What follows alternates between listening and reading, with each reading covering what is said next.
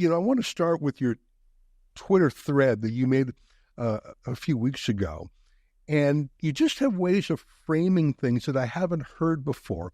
And when you say them, a light switch goes on. I think there's something powerful to vocabulary, because we have sort of a gut feeling, but if we don't know how to express it, we're sort of incoherent. Let me read a couple of tweets, and then I'd love you just to expand on that for our viewers. You said, question, what should government do to address climate change?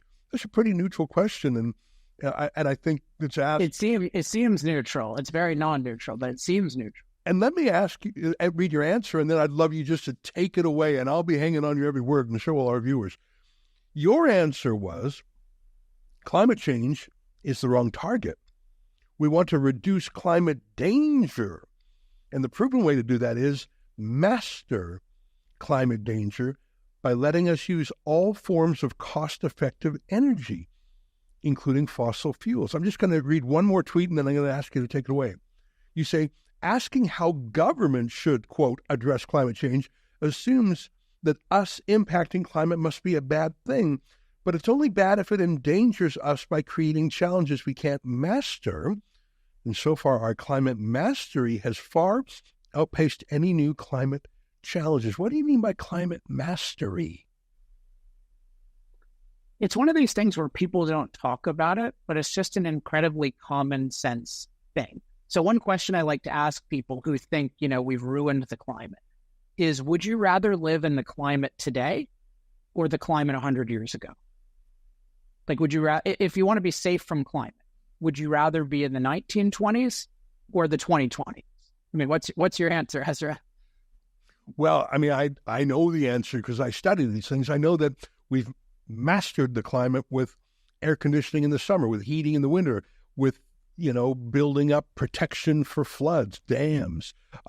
So I think I know the answer, but I know it in my own vocabulary. I want to hear it in your vocabulary because the way you talk about it, I think it's like a light switch goes on.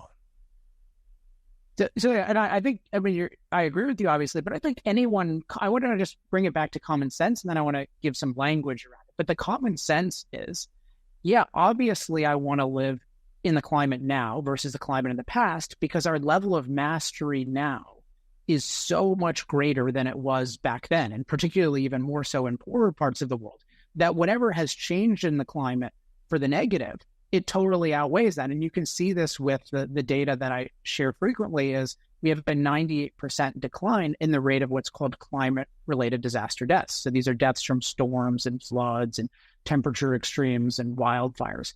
And if you just think about it, then what does this really show? What it shows is that the livability of the climate, and in particular the safety of the climate, is a product of two things. One is, what's the actual state of the global climate system and then the local climate you happen to live in. But then the other thing is, what's your level of mastery of it? And that's what determines the climate livability. And we have to factor in both. And my point is, what we really want is we want a livable and safe climate, right? Nobody should want, hey, I want the climate that existed in 1850 just because that came before the Industrial Revolution. Like, why would you deify the climate of 1850 versus any other? What you want is a livable climate. But what we've seen from history is the number one key to a livable climate is mastery. And the United States is a perfect example of this, because the United States has an incredibly diverse set of climates. You can we have an Arctic area with Alaska, and we have like humid, swampy Florida, and we have scorching Texas, and we have, a lot of Arizona, which is totally unlivable, or close to that before air conditioning. And now we can live to 80 in every single state. But just think of that. Whatever the climate conditions, including the weather conditions, we can thrive. We can, as I like to say, we can flourish. And so what that shows is that the real thing that matters to climate livability is climate mastery. Now, what does this have to do with fossil fuels? Well, one thing is, if we have a high level of mastery, you just generally shouldn't be afraid of new climate challenges unless they're a total difference of kind. So the fact that we're so obsessed with, quote, climate change doesn't really make any sense, because it's one of the things we're better at dealing with. I mean, we've supposedly had so much, quote, climate change over the last 100 years, and yet we're much safer than ever from climate. So one thing is to just reassure people and stop terrorizing kids. But then the other thing is, if you look at what causes the mastery, it's hugely the fossil fuels we're blaming for causing the climate change.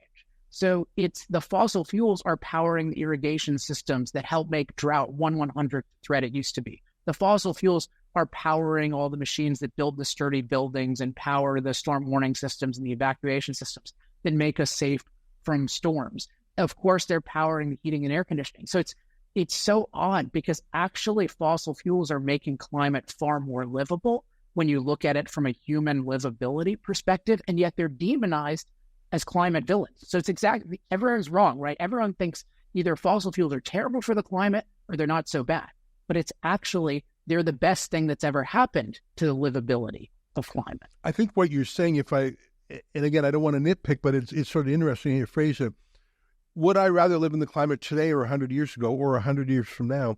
The answer really isn't based on the climate itself, because it's going to be pretty similar. It's our technology. So there was nothing particularly wrong with the climate 100 years ago or 500 years ago. It's that we didn't have the tools to deal with it. So what you're really saying is human ingenuity is the difference. And although, let me read another one of your tweets because it's interesting.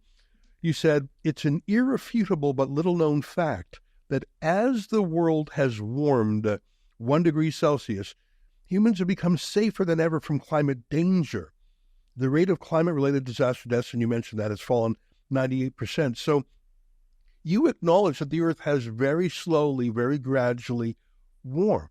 But you're saying as that's warmed, our ability to deal with warmth, droughts, whatever, has improved greatly. It's not, the climate change is a snail's pace, but our technological change is at a breakneck pace.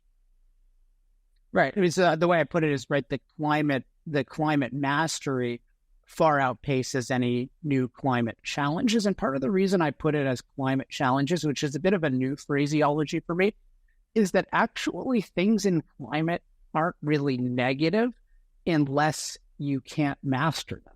So you take something like, okay, well, the world gets warmer in certain kinds of ways, but then you can benefit from that. Look at the migration in the United States. People moving to Texas and to Florida, like, they don't mind that in many, many ways. People are going from New York to Florida. That's a much more dramatic climate change than any catastrophist projects for the Earth, right? But they're making it voluntarily. And even you take something like a storm, like the same storm that would have destroyed your home and ruined your life 200 years ago could be the romantic setting for an evening with one's wife or partner now. So it's like our mastery really determines how livable a climate is.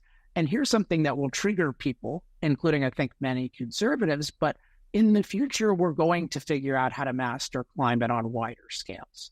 So we're going to figure out how do we neutralize hurricanes. And people are probably going to figure out, people are already like feeding clouds to alleviate drought, which I think is a really good thing. But we already have a lot of ways we know of cooling the earth and warming the earth in different kinds of ways. And in general, and that raises some interesting policy questions, but in general, people are going to want a climate that's more livable. I live in Southern California. They make us pay a fortune to live here, and we have to deal with Gavin Newsom. I think in the future, freer places are going to try to replicate a California-esque climate. And that's part of the project of climate mastery, and it's part of why it's insane for the world to be obsessed with relatively small changes in temperature when we should be obsessed with increasing our mastery over the earth. That's an excerpt from the Ezra Levant Show. I'm Ezra Levant, and every weekday I do a monologue about the most interesting subject in the news.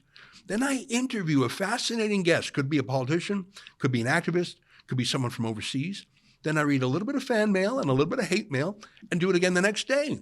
My friend Sheila Gunn-Reid does a weekly show too. You can get both by going to rebelnewsplus.com. I think it's the most interesting content you'll find in Canada.